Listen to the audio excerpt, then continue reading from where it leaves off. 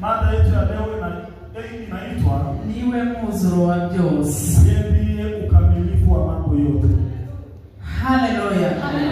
Kristo niwe mwuzuro. Christ is the fulfillment of all. Yaje kutuzuza. Amekuja kutukamilisha. Yaje kutuha ibyo tutari dufite. Amekuja kutupea yale ambayo hatukuwa nayo. Yaje kutuha ibyo twagerageje gushobora twabibasha. Amekuja kutupea yale ambayo tumejaribu kuyaweza lakini kashindikana. Hanyuma atuzuriza.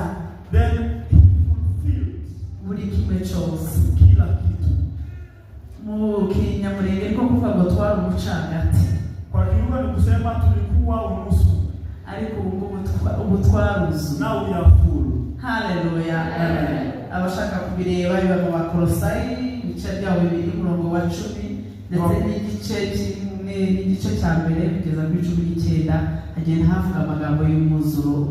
Ukitaka kutafuta mambo hayo ni Wakolosayi 1:9 na Wakolosayi 2:10. Kristo ni umuzuro wa byose. Christ is our fulfillment. Kristo ni gukiranuka kwacu. Yesu ndiye haki yetu. Kristo ni byose kuba mufite. Mambo yote kwa wale ambao mpana. Reka dusimbaho ngaho ariko nizere ko buri wese azi ko ubu turi hehe muri plus. Najua hapa tusitakala kitu. Haleluya. Kristo aje iki kimenyetso kimanuka kumanuka. Ishara hii ya msalaba kushuka mnaona ndio Yesu amekuja. Yahise adukura muri mwe adushira muri plus tugira umuzuro wa buri kimwe cyose. Ametutoa kwenye negative minus akatuweka kwenye plus tukapata ukamilifu wa neno lote. Haleluya.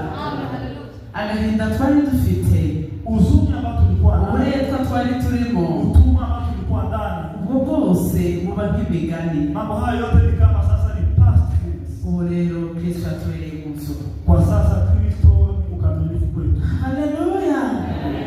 Kristo yatubereye uganda. Kristo amegeuka ni kiwanda chetu. Aje ya uyu musaraba wa Uganda ruducura twese. Kama msalaba umegeuka kiwanda ambacho kimetutengeneza. Abanyabyaha bo ku rwego ndenga kamere, wenye dhambi wa hali ya juu sana, binjiye muri uru ruganda. wanaingia kwenye kiwanda hiki.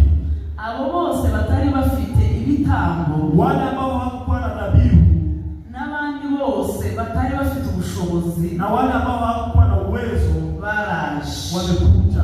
Abasambanyi, waadilifu, abibyi, wezi, abajura, ni bose abo bose, wanyang'anyifu na wabaya wote. mwene data ni wavuze